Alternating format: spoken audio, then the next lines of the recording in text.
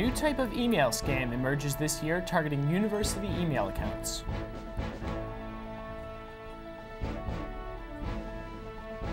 The university celebrates Earth Day early this month with Early Month, which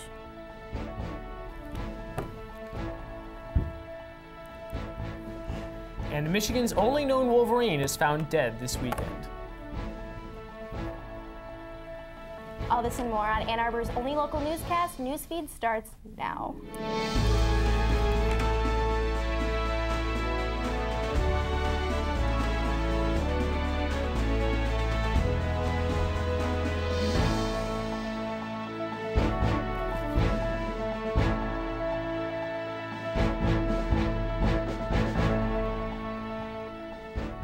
Welcome to Newsfeed. I'm Leslie Dickinson. And I'm Whitson Gordon. It is Monday, March 15th, 2010.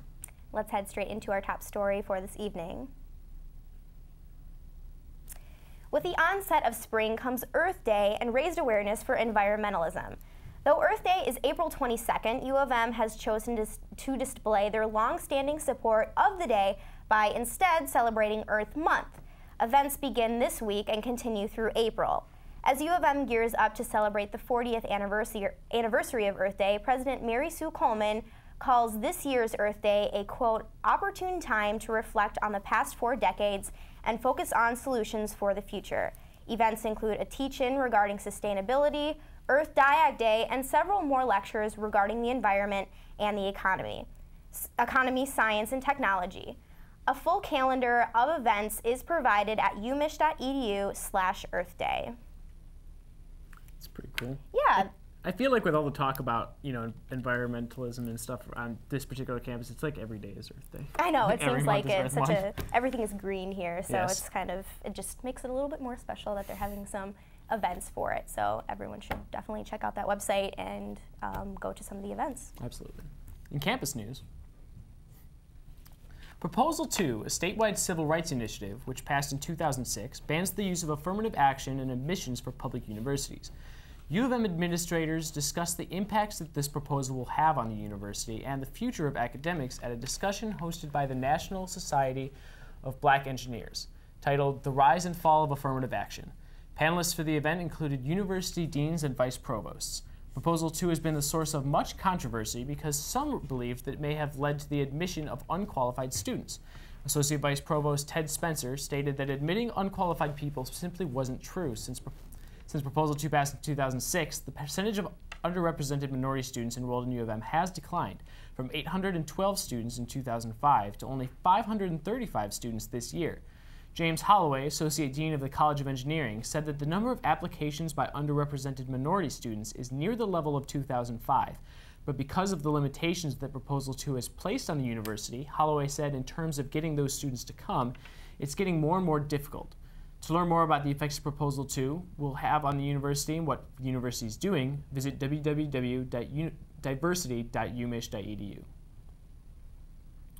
And athletic department officials say they've sold 57 of the 81 new suites in Michigan Stadium, which will be unveiled for the first game of the upcoming season this fall. Officials say, however, that they are not concerned that all of the suites haven't been sold yet. According to a Detroit Free Press article, 2,822 commitments have been made to purchase the new club seats being built. About 3,000 indoor and outdoor club seats are available on the east side of the stadium and run from about $1,500 to $4,000, each in addition to the price of a season ticket.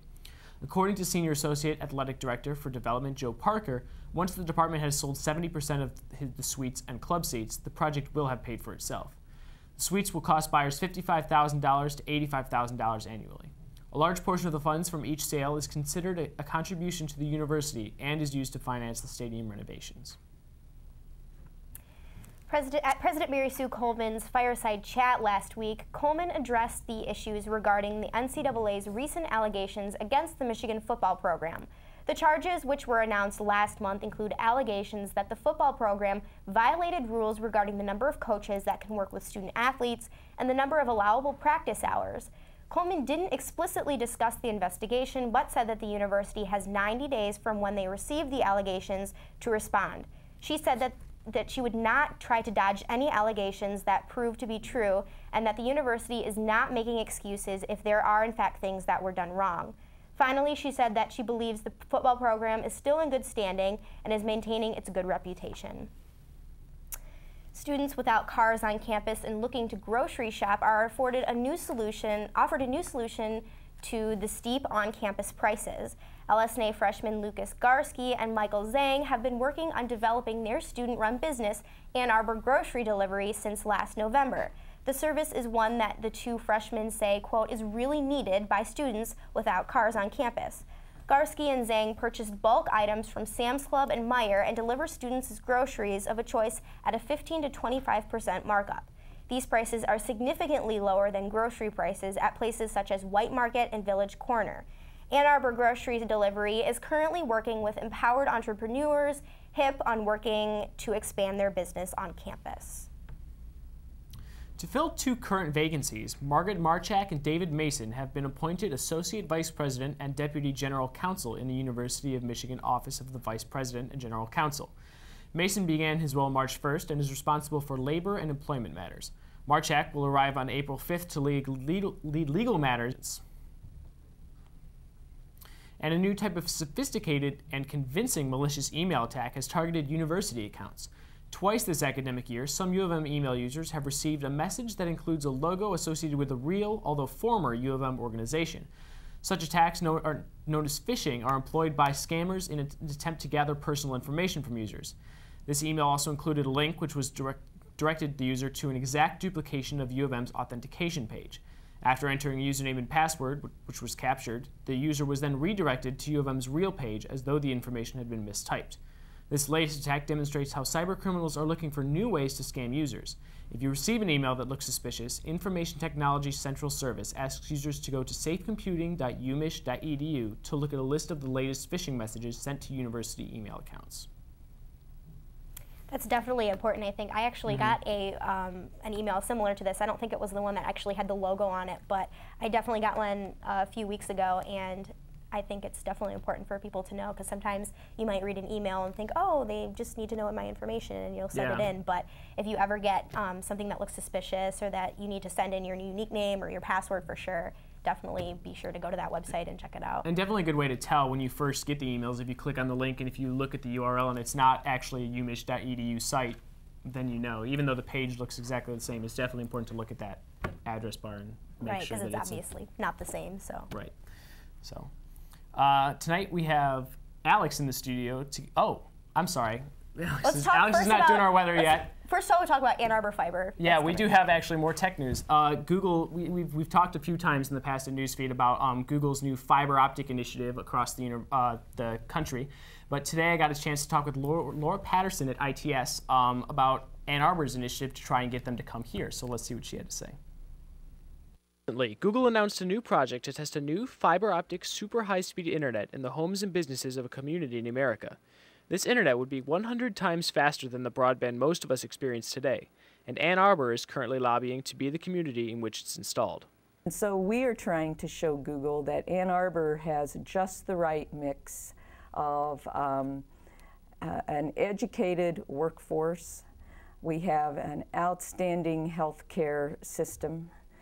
We have startup businesses. We are trying to show that we bring just the right combination of factors that we should be the community that Google selects. While the city of Ann Arbor is technically in charge of the proposal, they have partnered close with the university. The fiber won't just be in local homes and businesses, but likely in university buildings as well.